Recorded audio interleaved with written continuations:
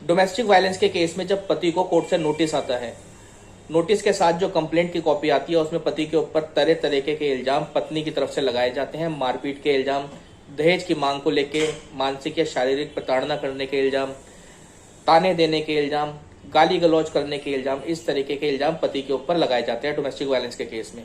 पति को जानकारी नहीं होती कि अब इसमें आगे करना क्या है। यहाँ वहाँ सलाह लेने पर बहुत से लोगों को इस बात की भी सलाह मिलती है कि क्योंकि अब आपको एक क्रिमिनल केस में आरोपी बना दिया गया है,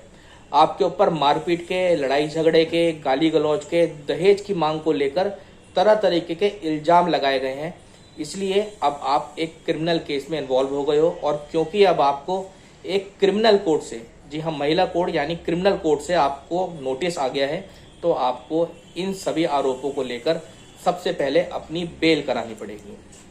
देखिए, सबसे पहली चीज मैं ये बता दूं कि भले ही आपके ऊपर घरेलू हिंसा के मामले को लेकर मारपीट के, लड़ाई झगड़े के, ताने देने के या दहेज की मांग के आरोप लगे हों, उसके बावजूद भी घरेलू हिंसा का केस यानी डोमेस्टिक वायलेंस का केस सिविल नेचर का केस होता है।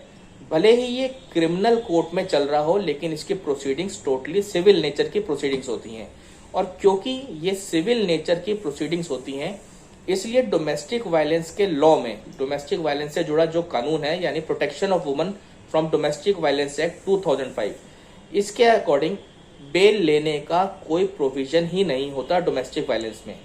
यानी अगर आपको कोर्ट से डोमेस्टिक वायलेंस के केस में कोई नोटिस आया है, तो आपको बिल्कुल भी इस चीज से परेशान होने की, घबराने की या यहाँ वहां भागने की जरूरत नहीं है कि सबसे पहले आपको कोर्ट में जाकर अपनी बेल करानी पड़ेगी। डोमेस्टिक वायलेंस के केस में बेल कराने का ना तो कोई प्रोविजन होता है और ना ही पति या ससुराल वालों को डोमेस्टिक वायलेंस के केस में बेल लेने की कोई रिक्वायरमेंट होती है, आवश्यकता होती है।